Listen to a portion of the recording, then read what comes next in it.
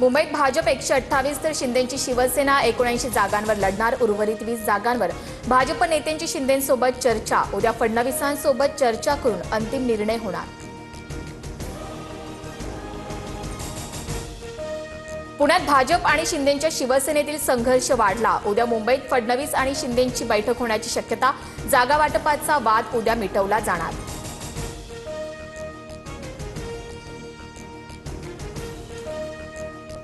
मनसेच्या नेत्यांची मातोश्रीवर उद्धव ठाकरेंसोबत पहिल्यांदाच जागा वाटपावर चर्चा।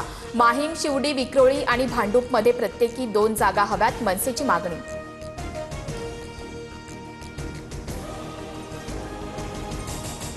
पुण्यात 2 राष्ट्रवादी एकत्र लढणार नाहीत। अजित पवारांसोबत जाणार नाही। युती करण्यापेक्षा मवियासोबत लढू, असं सुप्रिया सुळेंनी सांगितलं। अंकुश काकडेंचा दावा।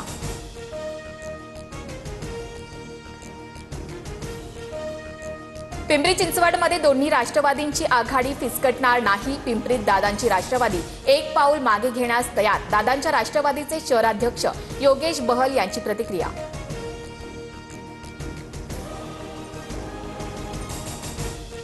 बारामतीत उद्या शरद पवार, अजित पवार आणि सुप्रिया सुळेंचं एकत्रित स्नेहभोजन। विद्या प्रतिष्ठानच्या कार्यक्रमानिमित्त उद्या पवार कुटुंबीय आणि गौतम अदानी एकत्र येणार।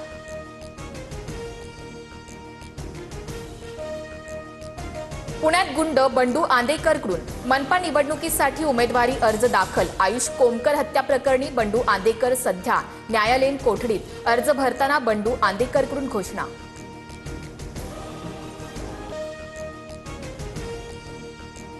सुनील तटकरे रायगडचा आका। सुतारवाडीत हत्येचा कट रचला। काळोखेंच्या हत्येनंतर महेंद्र थोरवेंचा गंभीर आरोप। तर हत्येप्रकरणी एसआयटी नेमा, ही राजकारणाची वेळ नाही, तटकरेंची प्रतिक्रिया।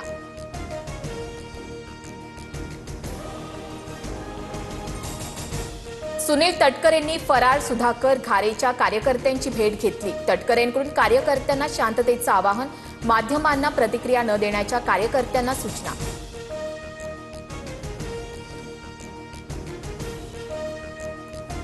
गडचिरोलीमध्ये विमानतळाचं काम 2026 मध्ये सुरू करणार। मुख्यमंत्री देवेंद्र फडणवीसांची घोषणा। दक्षिण भारताचं द्वार असल्यानं गडचिरोलीचा विकास महत्त्वाचा, फडणवीसांचं विधान।